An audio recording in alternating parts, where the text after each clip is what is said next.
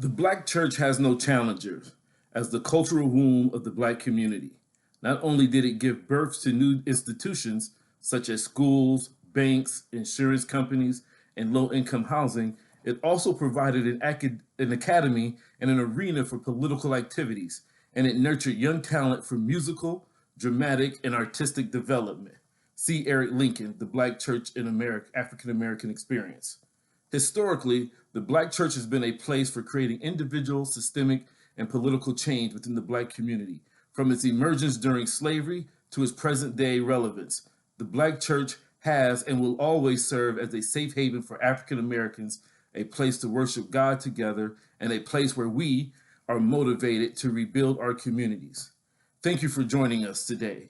My name is Tim Russell, Vice President, Community Engagement for WTTW WFMT, and welcome to WTTW's community screening of the Black church. This is our story, this is our song. I have spent my entire life in the Black church and have a master's degree in theology. As a child, I was raised at Mount Zion Baptist Church in Oberlin, Ohio.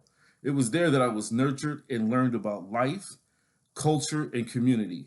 It was there that I learned the coded and double messages of Black spirituals.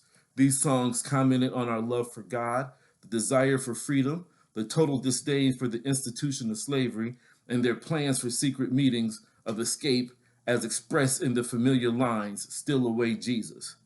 I ain't got long to stay here. Still Away is an escape song. While an enslaved worker was singing Still Away, he could have been singing about a longing for heaven. Conversely, he also could have been providing either a signal for a secret meeting or to escape the plantation altogether. Those listening that were not privy to these multiple meanings, slave masters, plantation owners, largely ignored the singing, thinking that it was a song were about longing for heaven.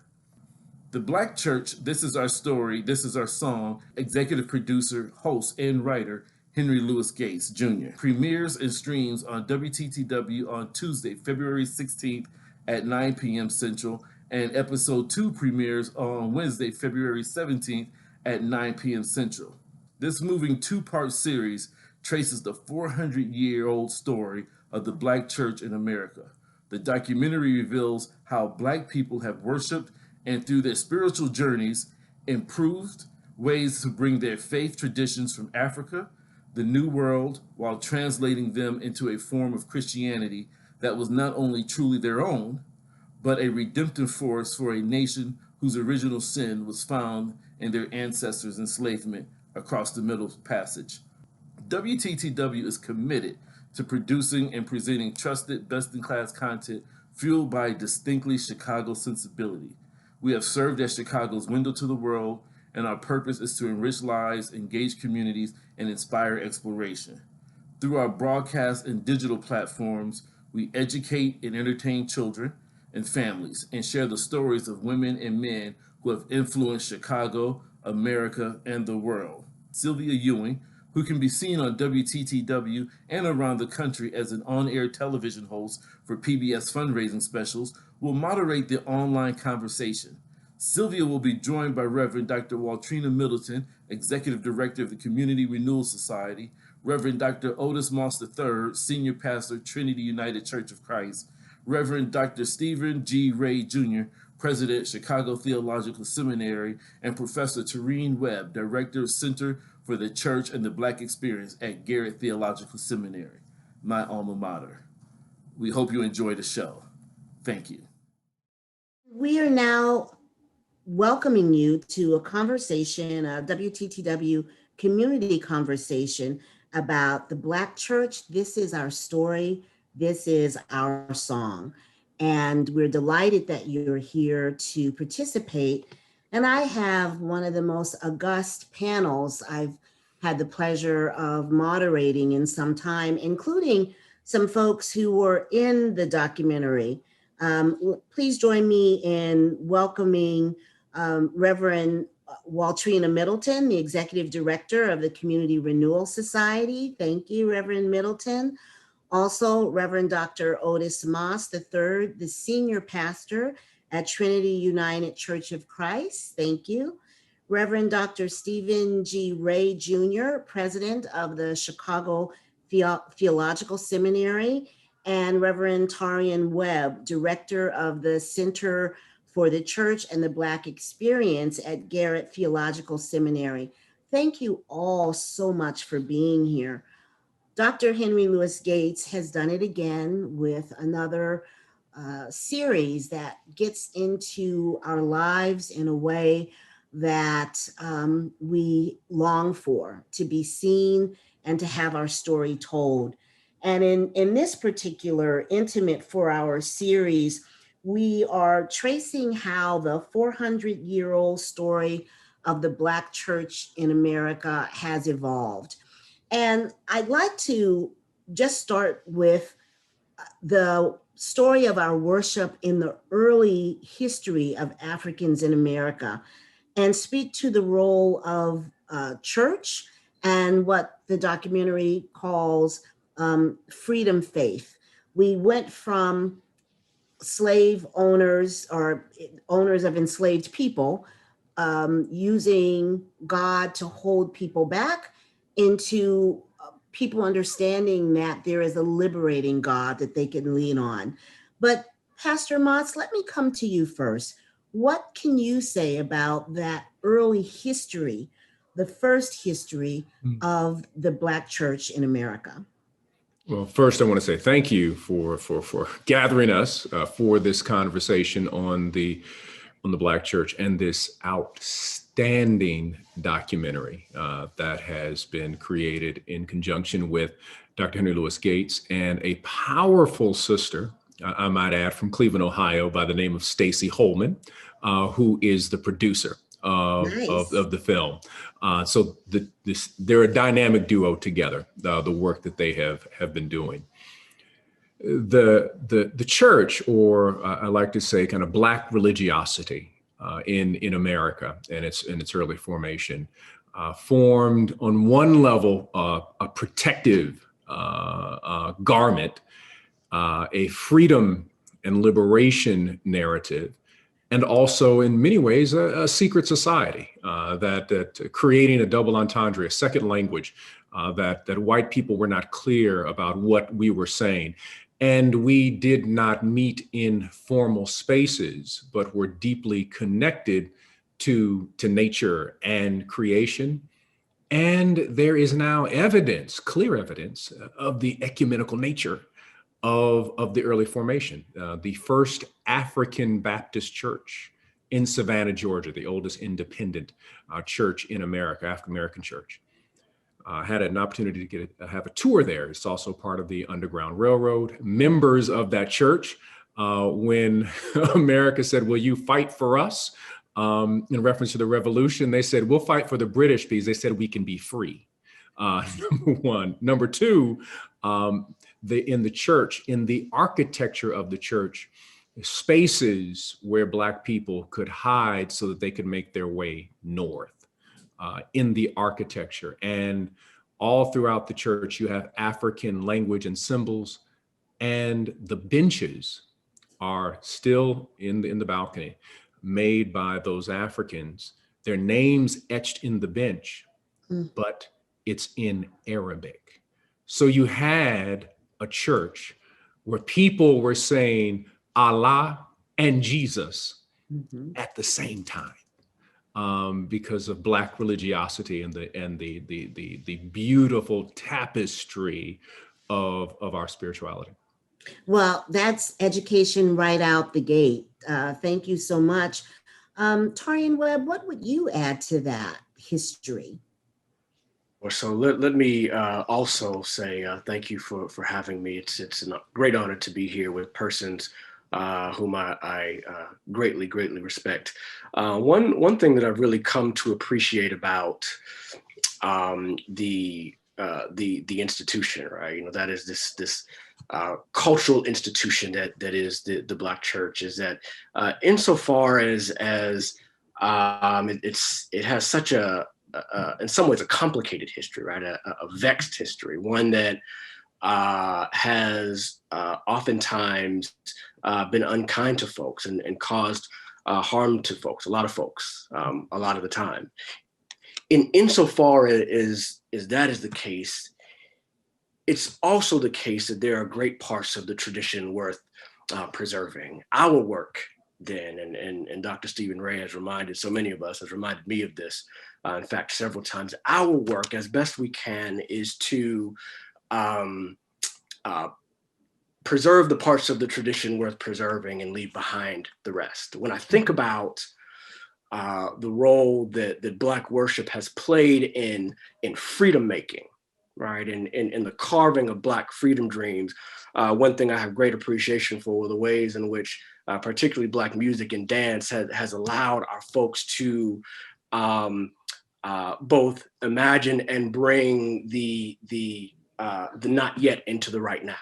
Right. One day I was walking along, Jesus, come bless my soul. Right. I heard a voice, but couldn't see none. Jesus done bless my soul. He done been here, come and gone away. It's a classic spiritual cone talks about this, that both serves to affirm the fundamental humanity of a people.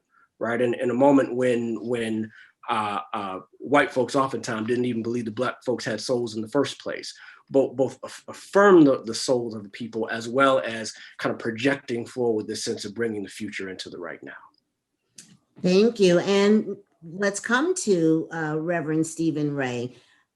How would you answer that question about the early days of the church in America? I think certainly, let me also say what an honor it is to be a part of this conversation and commenting on wonderful, wonderful production by Dr. Gates and his associates.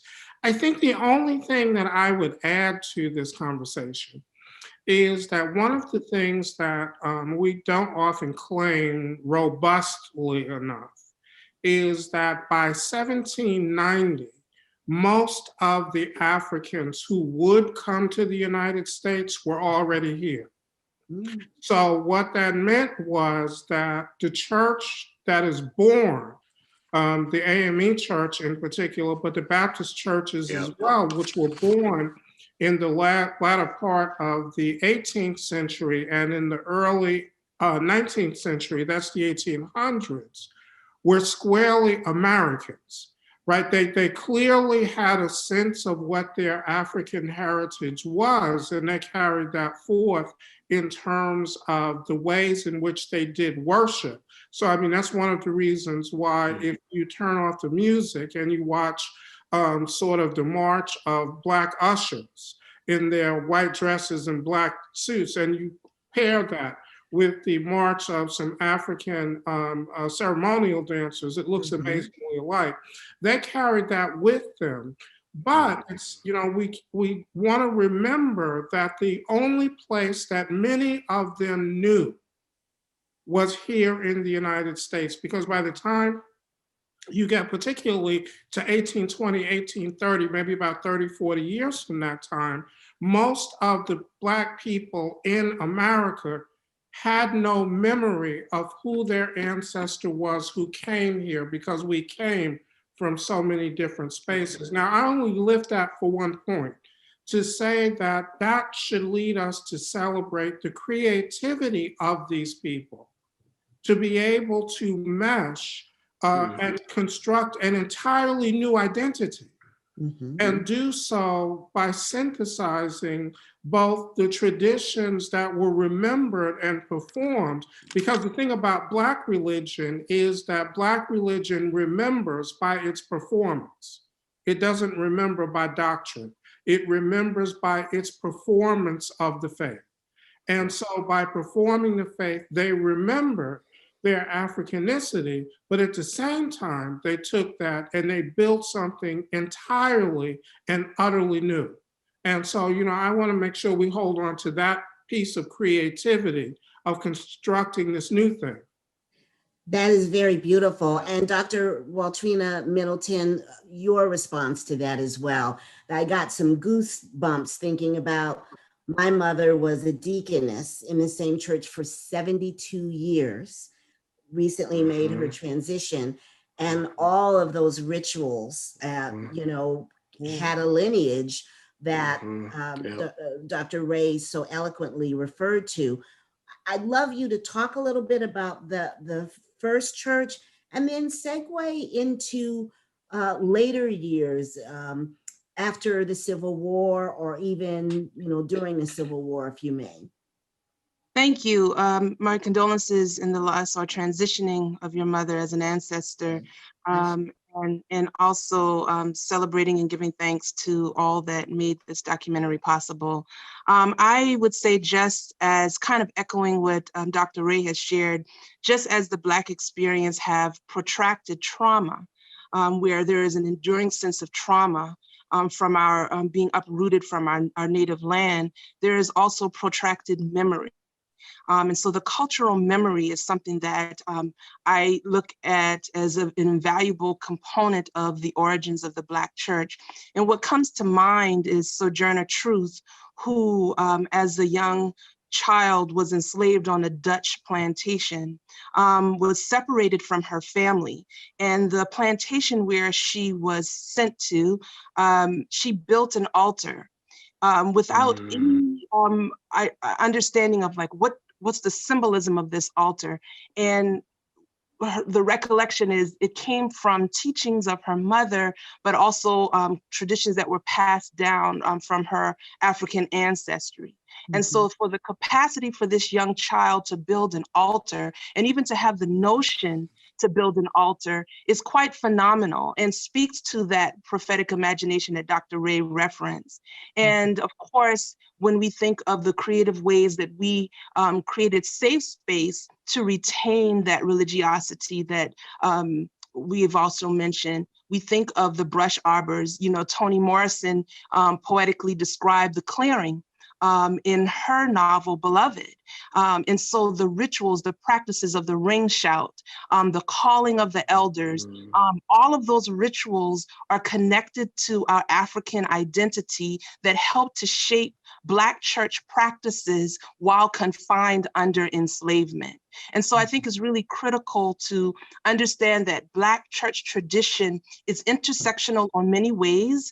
In the spirit of Ubuntu, I am because we are. A lot of times we'll say I am because we are, but we don't go the step further and say we are because God is. And what Ubuntu also teaches us is our connection with the environment, as well as our connection with people.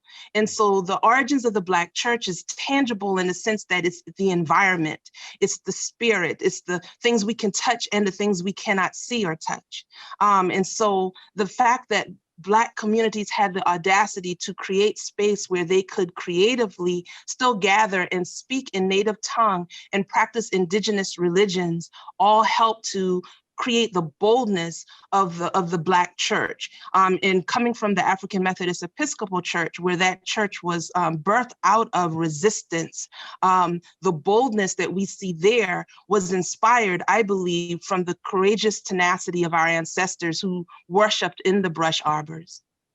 Well, and that moves us along in history quite beautifully from the era where you might have someone saying, yes, sir, at the front door, and then helping people to escape to freedom in the back door, and continuing legacies and rituals from our ancient ancestors. But then what about the church's role up into the Civil War, emancipation, the Jim Crow period? There's so much both pain there and a growth of excellence and joy. And Pastor Moss, I'm going to come to you for that historic perspective as well. Well, thank you. Excuse me.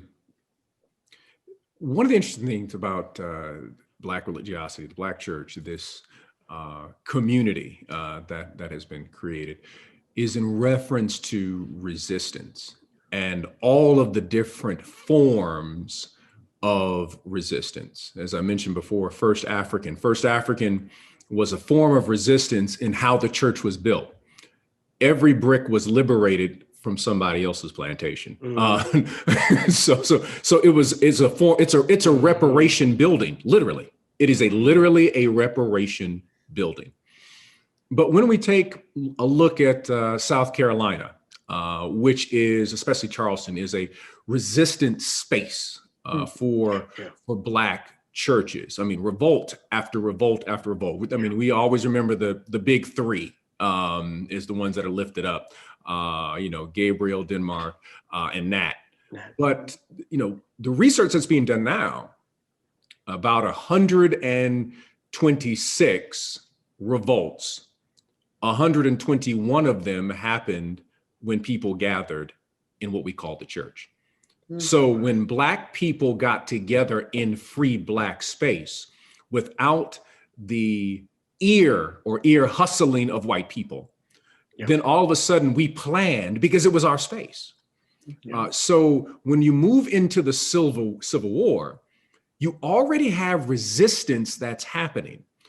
There's now research that's being done in reference to Black women and cooking, and come to find out that many fires that happened in Southern spaces were done when certain women decided that we're gonna burn this place down. And that there is research to say that that is one of the reasons why they kept baking the kitchen at a greater distance from the bigger house.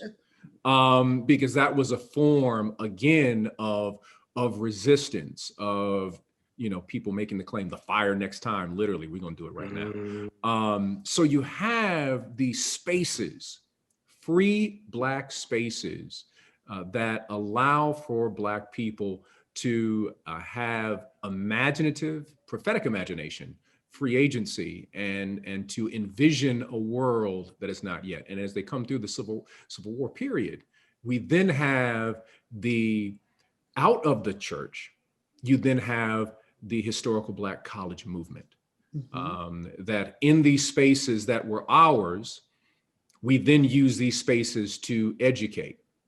Just one little thing, and I'll be quiet, but Robert Smalls from South Carolina, who essentially is the person who starts our public school system when he sets up schools for emancipated Black children, is also a part of a movement that then begins that these spaces that we have can also be independent colleges, which were then connected to denominations, and there's a whole history in and around that.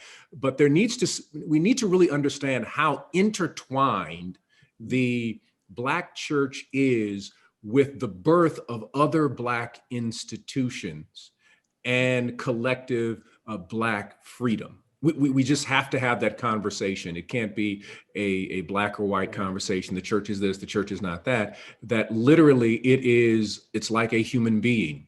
It has incredible beauty, brokenness, blessedness, all of that mixed together. And we have to hold it in our arms and recognize the beauty even in the cracks of it. Because as one writer says, the cracks is how God lets the light in.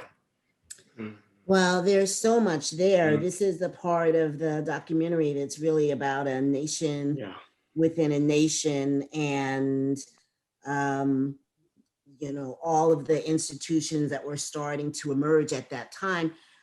Just one more bit of feedback on that question. Reverend Ray, what would you add to that historic period, and maybe bringing us even a little more into the 20th century? Well, I think the piece that I would add to that is to recall, and this is one of the things we have to remember, is that the Black church existed in slavery, but it existed in freedom as well. So what, the part of the Black church of which I'm a part, the Black Congregationalist, we date our history all the way back to 1819. So I was the assistant pastor at a church that was founded in 1819 as the African Meeting House. Now, I bring that up because we've all heard about the story of the Amistad captives and how they came to Connecticut, and there was an abolitionist movement that grew up around them.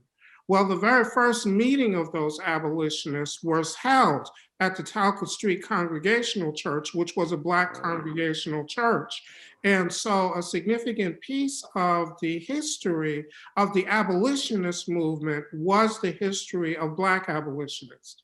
And they were almost to a person, Black people who were parts of these traditions that were the free Black church. Many of them had been free for a very long time. So I only lift that up to say that we have this complexity. And when we look at least in the beginning, the significant numbers of people who were being recruited to the Black units within the Union Army were being recruited through many of these churches and many of these people who were agents.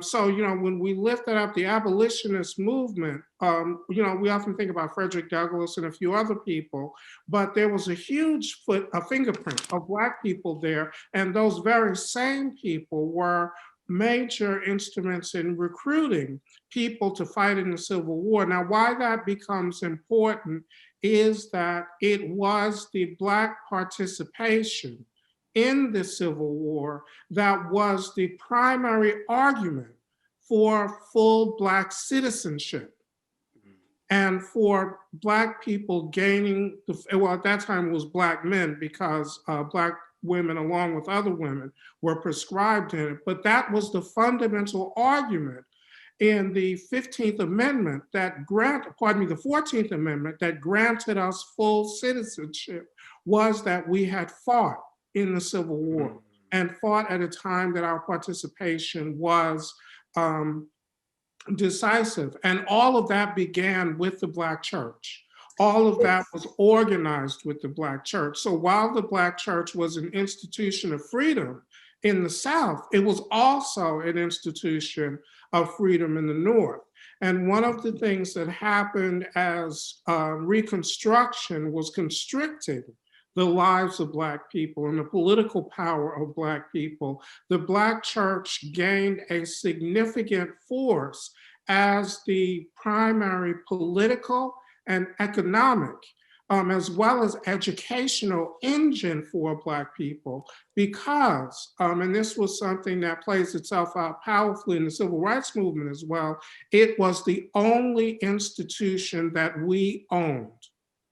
It was the only institution. That is a wonderful segue into the engine that made so much change during the civil rights movement. But let me just remind folks who might have joined late, this is a WTTW community conversation about the Black church. This is our story. This is our song, executive produced by Henry Louis Gates, and in partnership with the wonderful sister that Dr. Moss mentioned from Cleveland. I know you're originally from Cleveland, getting your home folks in there. And there's always a woman behind any great thing, right? We are speaking with an august panel, Dr. Waltrina Middleton, Executive Director of the Community Renewal Society, Reverend Dr. Otis Moss III, Senior Pastor at Trinity, United Church of Christ. We just heard from Reverend Dr. Stephen G. Ray, President of the Chicago Theological Seminary, and Taurean Webb, Reverend as well, and the Director of the Center for the Church and the Black Experience at Garrett Theological Seminary. And I'm going to come to you, Reverend Webb, to bring us to the part of the church that many of us grew up with, a place for comfort, a place to learn to lead, a place that shaped culture and very much shaped the civil rights movement and the movements that we know today. Talk a little bit about that era in the Black church and, if possible, Chicago's role. Sure. So part of, and I'm gonna jump to this contemporary moment. I want to name just for a moment part of what I'm sitting with, that's feeling very embodied for me, right? So I'm deeply resonating with Dr. Ray's point about the Black abolitionists kind of forming just a critical mass of the abolitionist engine. I'm also very deeply resonating with Pastor Moss's previous point. And one thing that I always hold, especially when I reflect on what any of this means for us, for Black folks in this moment at present, all throughout the Americas and in what would become these United States in particular. We see moment after moment for hundreds of years, and Black community after Black community filtering their pursuits for liberation through the language of the sacred and the holy, right? So I'm wondering, what might it mean for us to, especially in the present day moment, understand all of our pursuits for Black freedom and liberation, specifically filtered through the language of the sacred, right? Specifically filtered through the language of kind of us doing the work of kind of getting back to this holy of holies. Part of why I think that matters for this early mid 20th century moment, Pastor Moss kind of gestured towards this as well. And I signaled this a bit earlier. I place great premium on the role of the Black church as a cultural institution. So I'm the product of a historically Black college. My pastor here is our one of my Morehouse brothers. But part of what that's done for me is it has cultivated a sense and a sensibility for really taking seriously the role of our Black institutions in preserving Black life. When I think about Black cultural institutions, I'm certainly thinking about historically Black colleges and universities, thinking about Black Greek letter organizations. To a degree, I'm thinking about Black social clubs. But the Black church, I think in many significant ways was chief among them in terms of being a community center of cultural production where Black leadership was developed, Black thought was cultivated, Black ideas were circulated. And these institutions that really took seriously what it means to cultivate leaders with both head and heart. And when I say Black church in this sense, I'm not necessarily talking in this meta sense, but in a very local and jurisdictional way. The Black church was the Black church, as in that one on the corner, right? Was a cultural pillar for our community sustenance and life. And when, even though today we're in a very different, in some ways very different social and political moment, this is a specific legacy of the Black church. I think it's important to not forget. Well, and Reverend Middleton, that's part of your work. We'll come more into the contemporary with our very last questions, but what do you think about the role of the church, let's say even in the Great Migration, the migration to Chicago, and your perspective as well on the role of the church in civil rights? Yes, and I appreciate Pastor Moss giving a shout out to my native South Carolina. I grew up in the Gullah Sea Islands of South Carolina. Yeah. And when I'm hearing my family here speak, I'm reminded of the importance of land, the importance of some of the basic provisions that people valued, like an education, a home, etc. And my great-grandparents acquired land, and they built what they call a classroom, a shotgun house that was called the classroom. And that place served as a place of worship, a place to tutor and educate. It had multi-purposes. It was, and it's still standing on their land today. And I remember just the value system that was instilled in me by going to the classroom. Eventually, the community came together and they went beyond the classroom. They built this beautiful structure, St. Mark AME Church in Ravenel, South Carolina. And there, this was the place where we were tutored so that we could excel as students in school. This was the place where we organized and we talked about elections and helped to equip people to understand who's on the ballot, who do we support, and who identifies with the principles and values of our communities. And so the role of the church was there to recognize that the schools were segregated, but that did not mean that we had to limit the capacity in which our children could learn. So we could educate them. We may not have access, and my grandfather created the church union that basically, I forgot how many churches were a part of it, but when people didn't have food to eat or someone's house burned down, they went, and not only did they provide for these families and these community members, but they prayed, they had worship with them. they put hands on them. And so I think that we see all of the evidence of the sit-ins, the resistance to lynching, all of the things that we faced in progressing towards the civil rights movement could be found in the ways that even without a building, we were able to come together and create the concept, the heart of what the church is, which is community, family, all of the things that we hold sacred and dear. And at the heart of that is our humanity. What are the things that speak to our humanity? And how do we protect and nurture that when it's rejected in other parts of our cultural society? Very beautiful. We've talked about resilience, political engine, cultural memory, so many important things. This is not a monolith though, it's our story, this is our song. We have progressives, we have conservatives. My journalism career makes me think about this. At WBEZ, later in my career, we went to Trinity for the Balm in Gilead and the ministry to people with HIV and AIDS. And, it was a church welcoming of people of varieties of sexualities and sexual preferences. Earlier in my career on WVON, I had people calling up saying, God made Adam and Eve, not Adam and Steve.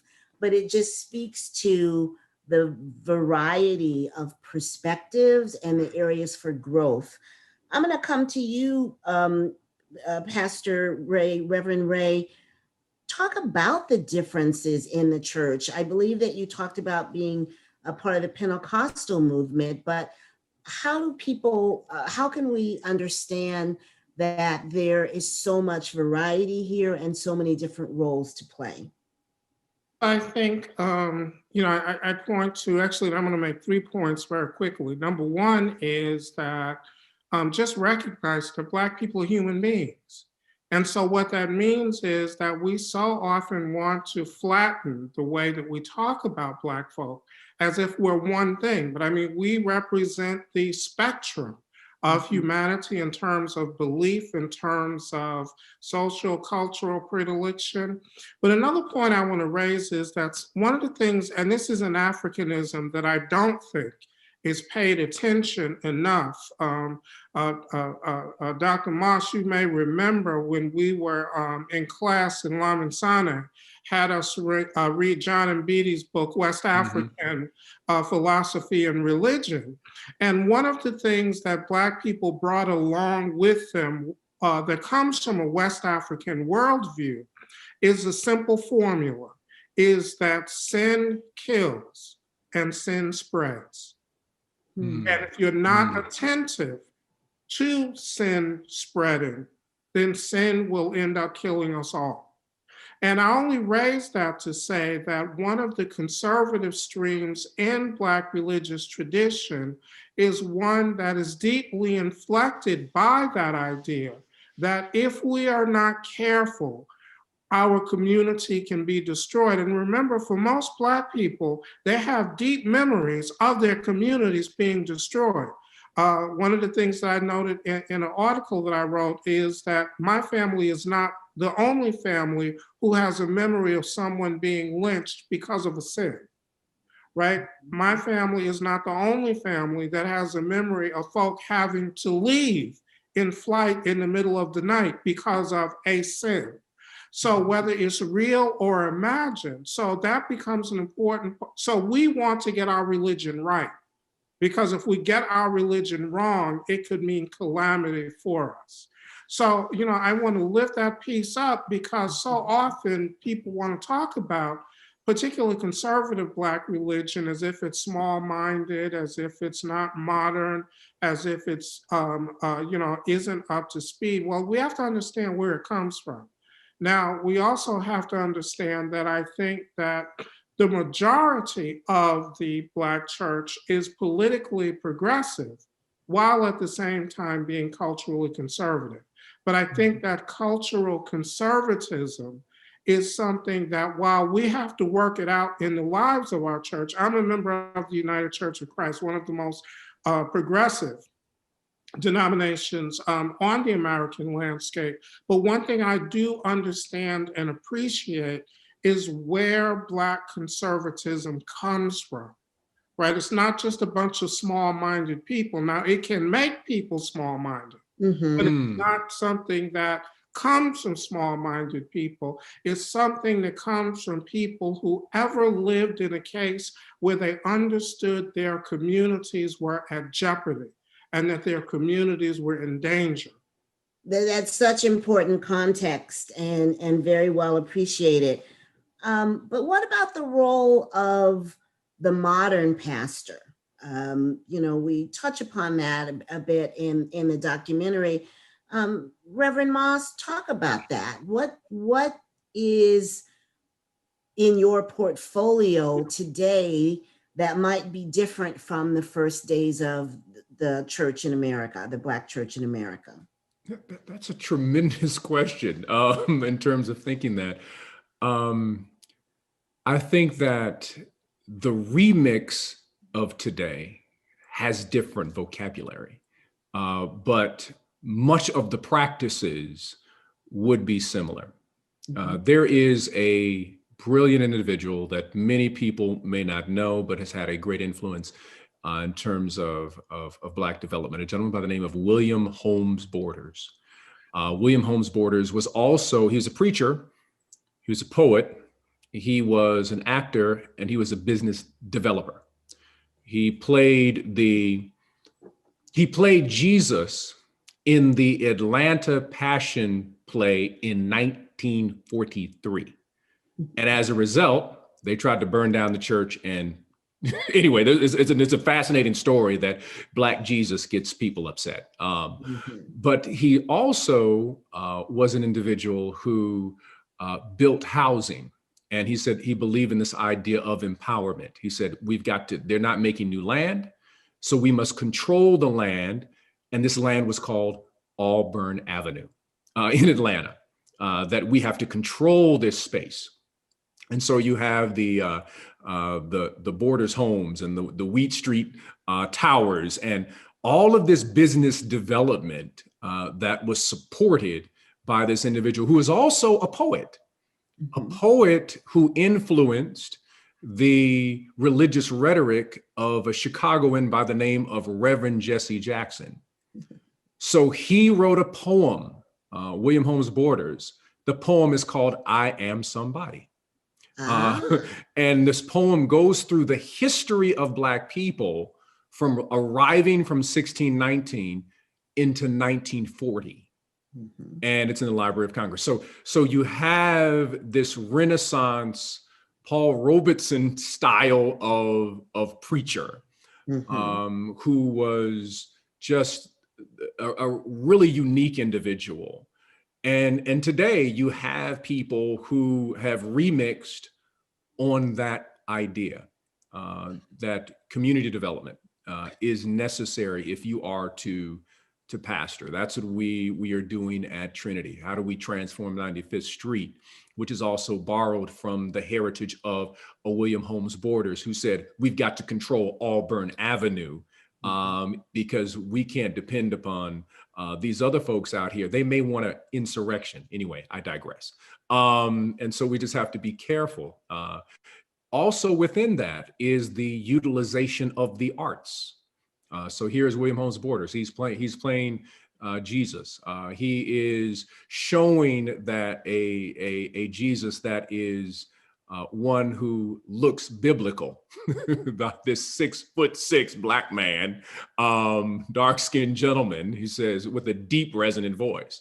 And so now you also have churches that are incorporating the arts and are becoming spaces and springboards for people in the arts. And so the modern pastor, the danger, and I would say this, is that, and Professor Ray, who is also president of a seminary and incredibly gifted, and Professor Webb, who is a professor incredibly gifted, is that there are institutions that have recognized our gifting and is trying to give or a doctrine that does not fit the development of our community. And I'll use an example this way. A gentleman was wearing a shirt, I saw a shirt this young man was wearing, it says, "They want our rhythm, but not our blues." So we have white seminary institutions on the conservative side who have done some research and realized the gifts of Black people, but want to shape Black people. They want the rhythm, but don't want us to have to force America to face the blues. So now we have modern pastors who are pastoring, shepherding Black congregations, but they have a white theology that is destructive to the Black soul. Yes. Well, yeah, that is bringing us right into the modern moment and giving us a warning about what could be at our door. Thank you so much. And in some ways, I see it in the changing of music, but that's another story, where the music gets changed and softened and toned down. I will just come to you, Reverend Webb. You are the director of the Center for Church and the Black Experience at Garrett. What changes do you see, and particularly around the role of women in the church? Yeah, so one thing I thinking about kind of where this conversation has led us in terms of recognizing the multi-texturedness, right, and the diversity kind of within this thing that we're calling the Black church.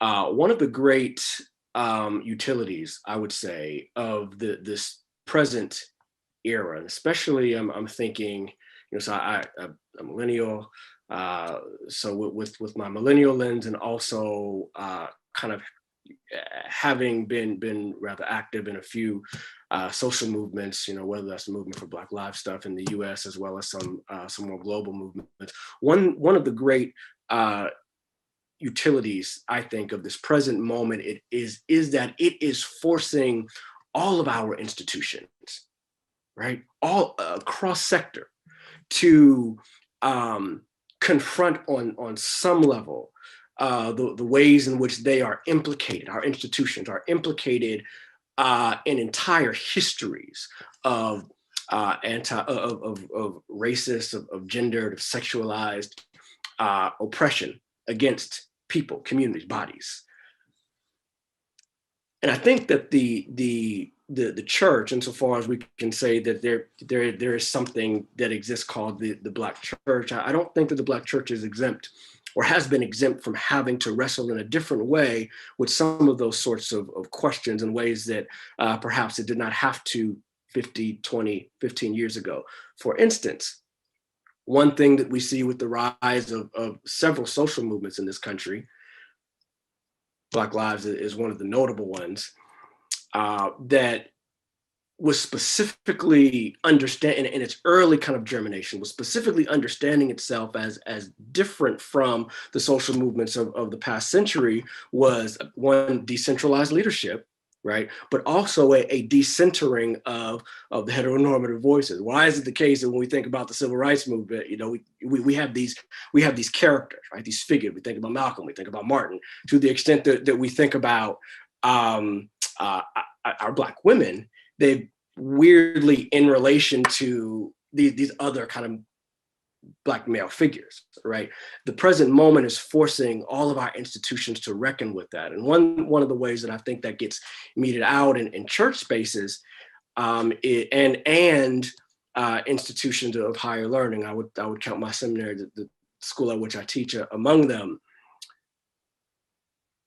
These institutional spaces are having to wrestle with, one, the degree to which conversations had not been happening, right, around the role of not only women but also non-heteronormative identifying folks, but also hold these institutions' feet to the fire in terms of, insofar as we might have had some spaces that said, oh no, yeah, I take that seriously. What the moment has forced us to do is to look at the receipts, right? So I hear you, church, X saying you take this seriously, who's on your trustee board, right? Who is in your pulpit, right? Because we can tell you give yourself away, right? So that's part of what I think we're a number of us are wrestling with in this moment, and I think that we have to wrestle with it and take it seriously, precisely because of one of these early values that I think we learned from the foremothers and the forefathers of old, right? What does it mean to affirm all of person's humanness, right? In its multiplicities. Well, there's work to be done. There's beauty, there's history. What will it take to sustain this vital, beautiful, powerful, cultural institution of the Black church? What will it take for us to order our steps, continue on our many rivers to cross, and all of the other things that we have learned over our time in history? And Reverend Ray, I'll start with you, if you can, in 30 seconds or so. How do we survive and thrive? Well, the way we survive and thrive is to remember that we exist wholly as God's gift of grace to Black people. And that as long as we recognize, and don't make an idolatry of it, but as long as we recognize that the Black church is God's gift to the world in and through Black people, then we will be able to get the devotion of Black folk that will allow us to continue to remain vital.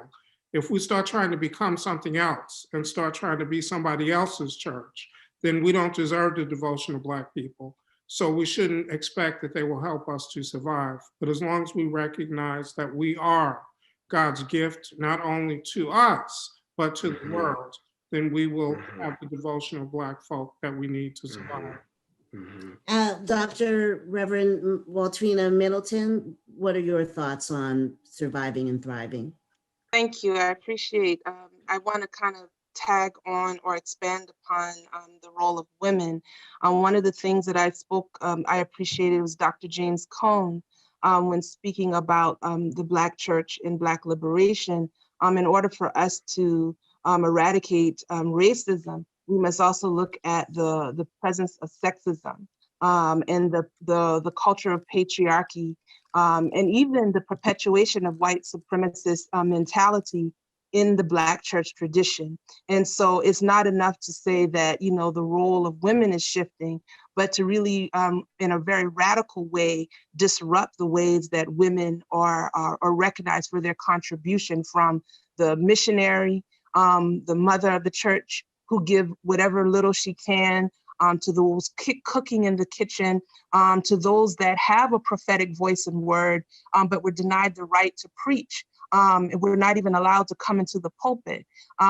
So I think that from a womanist perspective, womanism teaches us to look at the full humanity, the wholeness, what makes the community whole. And so we can look to the future by looking at the construct, the models of womanism that teach us that I am because you are, that I cannot be all that God has called me to be unless you are all that you've called you to be.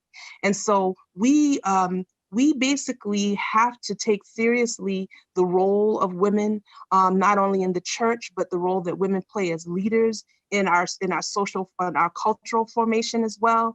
And not only just to teach women, but also to teach those that identify as men, the importance of how we embody and celebrate the role of women. And I also think it's really critical that we recognize that moving forward, those things that have been labeled as taboo, like LGBTQ community, that we have to be bold in affirming. Like, it's not enough to say, well, we have this person who directs the choir or who dances in the dance ministry, but we don't want to talk about same gender loving communities in a way that's affirming and welcoming and inclusive. And so how do we go against the grain, challenge stereotypes, and welcome everyone to the table to truly be welcome into the community in the fold of God? And I'll just share one little story when I was serving on the national setting of the United Church of Christ in Cleveland, we hosted youth at our General Synod. And at the same time, it was Pride Week. And it was also around 2015, Tamir Rice was murdered, Michael Brown was murdered. My own relative was murdered in the basement of the church in Charleston, South Carolina. And we had young Black youth that said we wanted to march in the Pride Parade and we wanted to hold up Black Lives Matter banners. And there were members of the community that said, we'll march in the Pride Parade, but we're not holding up Black Lives Matter banner. And so we posed the question to them, when Black bodies show up to the door of the church, what part of our humanity is welcome to come in? Do we leave our Blackness at the door? Do we leave our queerness at the door? How can we enter into a space where our whole and full humanity is welcome? And we have to do that in a radical and an unapologetic way.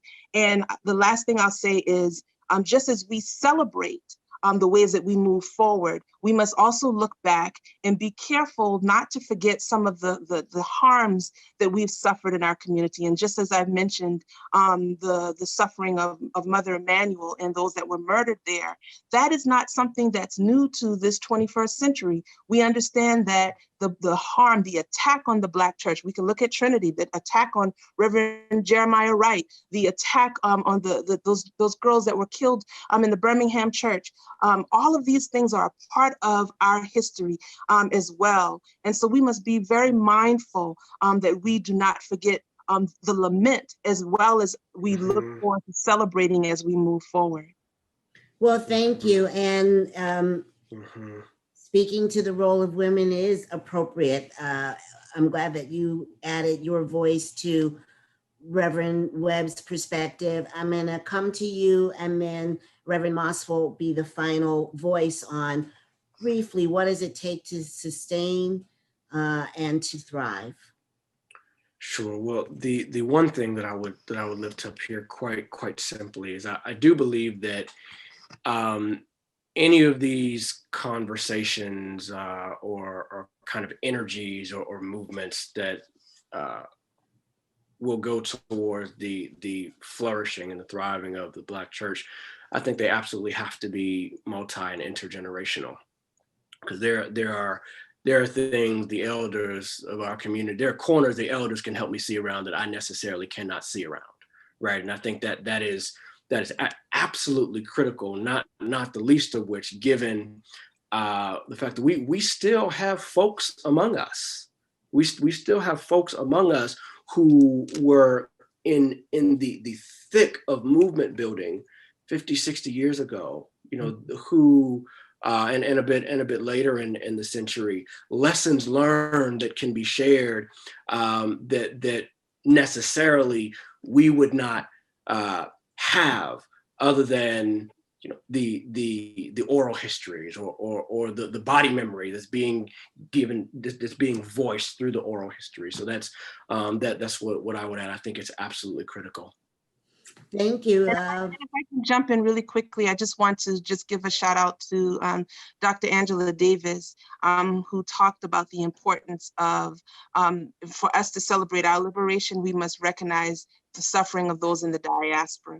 And so we must also understand that it's not, we're talking about this Black church experience here in our locale of the USA, but there are our relatives that were stolen from us, that are dispersed all across the diaspora. So I think it's also forward thinking for us to be interconnected on a global pan-African, if you will, experience as well. Thank you. Thank you for that. Reverend Moss? I would add to the discussion, there are several things. Truth plus humility plus creativity, that we place that on the altar for sustainability. And any truth that we speak, and I borrow from Howard Thurman, that as soon as we speak it, as soon as we think we are speaking a sacred truth, you refine it with a particular language, we are behind it because our vocabulary is inadequate, which means that you must be humble in everything that you speak. But We must demand that we use our creativity to continue to find ways to speak what we can't speak, but still speak nonetheless. Well, it's been beautiful and humbling for me. If the audience learned a fraction of what I learned, we've gotten some work done here today. Thank you so much for sharing your perspective. There is a diaspora, there is a global and an intersectional movement that we all need to be a part of. But part of what brought us here today was that celebration of the Black church. This is our story. This is our song. The full series will air on WTTW, probably starting February 15th and ending the 23rd, depending on what happens. It could start on the 23rd, but you can follow the listings for that. And Pastor Moss, who spoke last, thank you so much, from Trinity United Church. Dr. Waltrina Middleton, who also reminded us of our diaspora and the global aspect of who we are. Thank you so much. Reverend Taurean Webb, maybe our millennial, we like to be intersectional here, but closest, if not that. Thank you for adding your voice. And Dr. Stephen Ray, thank you so much for the perspective and the context you provided. I think, unless you're on the cutting room floor, that you and Pastor Moss are also in this beautiful documentary. Thank you for tuning in. This has been another WTTW Community Conversation. I'm Sylvia Ewing. Please be safe, be well, be kind, and give grace. We'll see you next time. Thank you. Thank you. Thank you. Blessings. Thank you.